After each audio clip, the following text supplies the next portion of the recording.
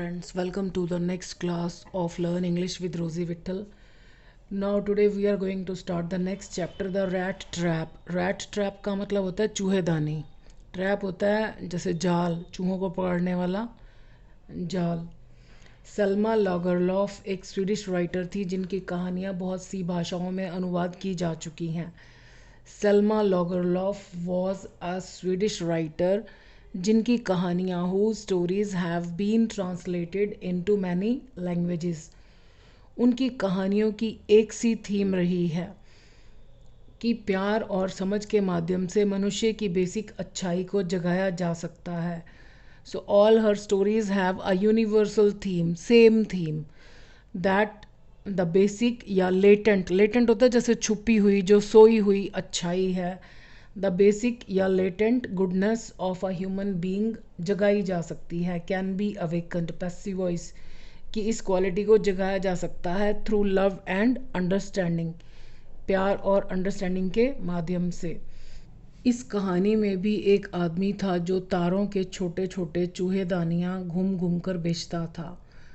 In this story as well, इस कहानी में भी there was a man who vended होता है घूम घूम कर बेचना. who vended small rat traps, जो तारों के ये who vended small wire rat traps, यहाँ पर तारों के मैं लिखना भूल गई. vended small rat traps made of wires, WIRE, wire means तार होता है, या आप यहाँ पर भी लिख सकते हो who vended small wire rat traps, WIRE, wire rat traps. वह इन रैट ट्रैप्स के लिए मटेरियल स्टोर्स से मांगता था, यानी वो मांग कर बनाता था, उसके पास पैसे नहीं थे खरीदने के लिए. He begged the material for these rat traps from stores.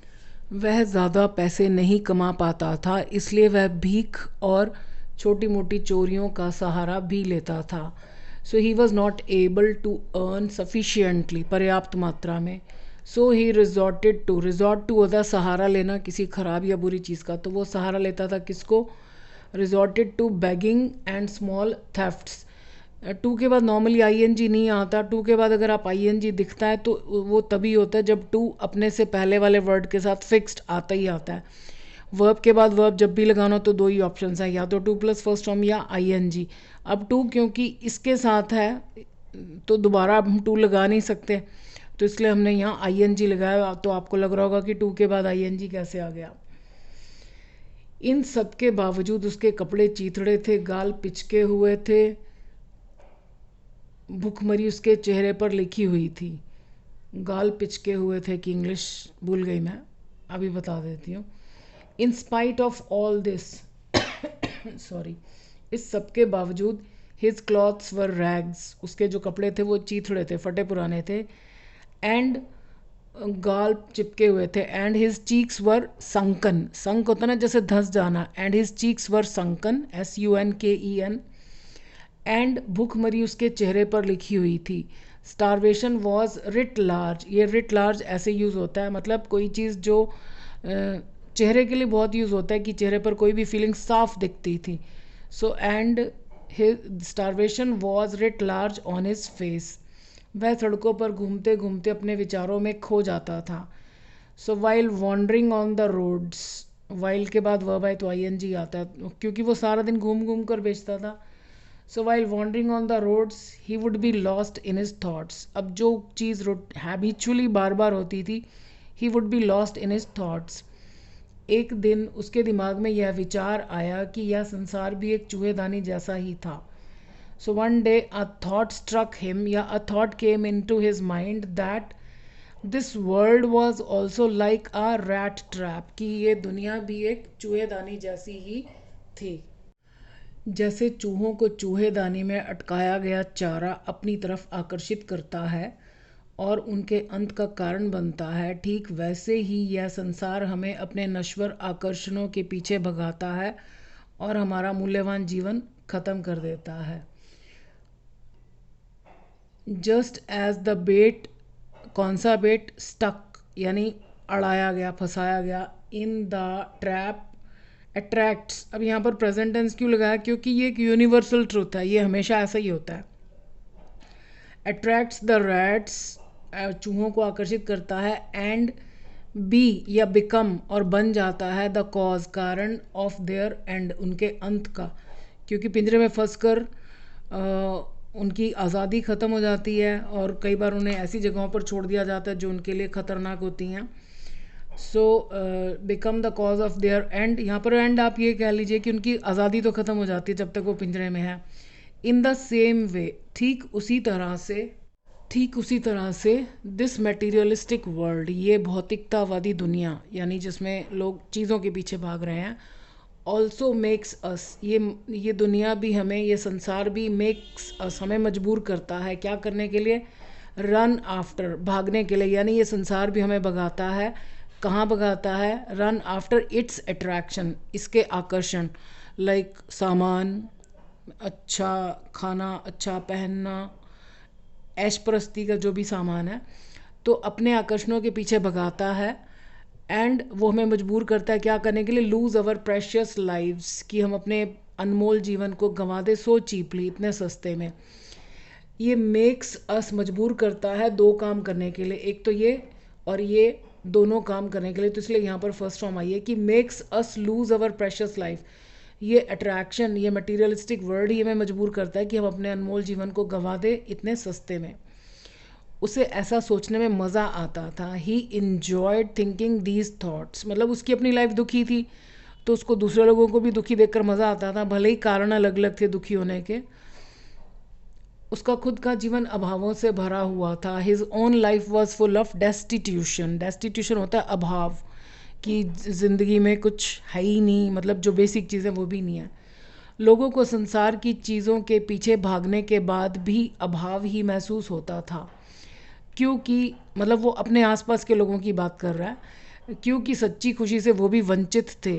So in spite of, के बावजूद, किसके बावजूद, चेजिंग और गेटिंग, मतलब कुछ लोग पीछा करते थे, कुछ को मिल भी जाता था।